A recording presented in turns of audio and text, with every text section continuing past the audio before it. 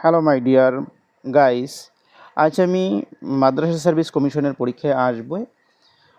তার মধ্যে একটা পার্ট হচ্ছে ওয়ান ওয়ার্ড সাবস্টিটিউশন বা substitution of single words from phrase or close. এই পার্টটা কয়েকটি প্রশ্ন নিয়ে আলোচনা করব। এটা কিন্তু সম্ভাব্য প্রশ্ন উত্তর। তো 1 নম্বরে যেটা বলা আছে, the custom of having more than one husband at the same time. যদি কোনো মহিলার অ্যাট দ্য সেম টাইম অনেকগুলো হাজব্যান্ড থাকে, তাহলে তাকে কী বলা হয়? পলিঅ্যান্ড্রি বলা হয়। The custom of having more than one husband at the same time. একই সময়ে যদি কোনো মহিলার একের বেশি হাজব্যান্ড থাকে, তাহলে তাকে এক কথায় কী বলা হয়? পলিঅ্যান্ড্রি। 2 নম্বরটা বলছে not bearing the name of the writer. মানে ধরুন একটা গল্প আমরা পড়লাম, গল্পটার কোনো রাইটার নেই। ক্লাস 7-এ সপ্তম শ্রেণীতে যেমন একটা আমরা গল্প পড়ে থাকি, the beauty and the beast. এটা কিন্তু অনেক রাইটারের মুখে মুখে বলা হয়েছে, কোনো বিশেষ কোনো রাইটারের দ্বারা লেখা হয়নি। তাহলে not bearing the name of the writer এরকম যদি হয়, আমরা যাকে বেনামি বলি, এটাকে ইংরেজিতে একটা ওয়ার্ডে বলা হয় অ্যানোনিমাস।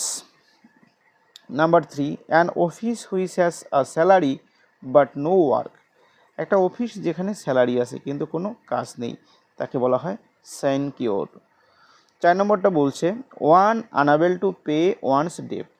একজন যে কি করছে, তার ঋণটাকে কিন্তু পে করতে পারছে না, তাকে বলা হয় ইনসলভেন্ট অথবা ব্যাংক্রাফট। আপনারা বাংলায় দেউলিয়া বলতে পারেন। Liable to be easily broken, যেটা খুব সহজে ভাঙে, সেটাকে কি বলা হয়? ব্রিটল বলা হয়। কি বলা হয়? ব্রিটল।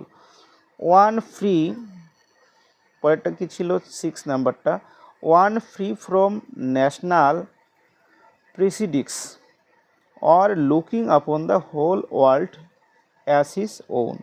আমাদের বিশ্বে এমনও মানুষ আছে যারা গোটা বিশ্বের মানব জাতিকে নিজস্ব জাতি বা নিজের মনে করে, তাদেরকে বলা হয় কসমোপলিটন। তারা গোটা বিশ্বকে যারা নিজের মনে করে, তাদেরকে বলা হয় কসমোপলিটন। নেক্সট কোশ্চেন যেটা ছিল ইনক্যাপাবল, এটা আলাদা আলাদা দুটো ওয়ার্ড লিখেছিলাম মিস্টেকে বশত, কিন্তু এটা একটা ওয়ার্ডই হবে।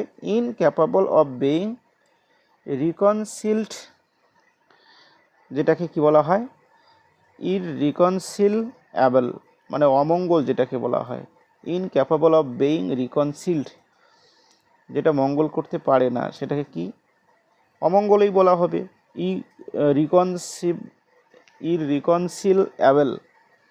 8 নম্বরটা লিখেছি অ্যানিম্যালস লিভিং অন গ্রাস, এটাকে বলা হয় গ্রামিনিভোরাস। দেখুন বন্ধুরা, অনেকে হার্বিভোরাস বলবে, হার্বিভোরাস না, যারা গুল্ম জাতীয় উদ্ভিদদের খেয়ে বেঁচে থাকে বা হার্বস খেয়ে বেঁচে থাকে, তাদের বলা হয় হার্বিভোরাস। আর যারা গ্রাস খেয়ে বেঁচে থাকে, অর্থাৎ ঘাস খেয়ে বেঁচে থাকে, তাদের বলা হয় তৃণভোজী, ইংরেজিতে বলা হয় গ্রামিনিভোরাস অ্যানিমেলস। এক কথায় হচ্ছে গ্রামিনিভোরাস। মার্ডারার অফ ওয়ান্স মাদার, একজনের মায়ের হত্যাকারী, তাকে আমরা কি বলবো? মেট্রিসাইড বা মাতৃহত্যা। 10 নম্বরটা যেটা ছিল one working in the same place, একজন যে একই সময়ে একসঙ্গে কাজ করে। Working in the same place, একই প্লেসে কাজ করে, তাকে কি বলা হয়? কলিগ।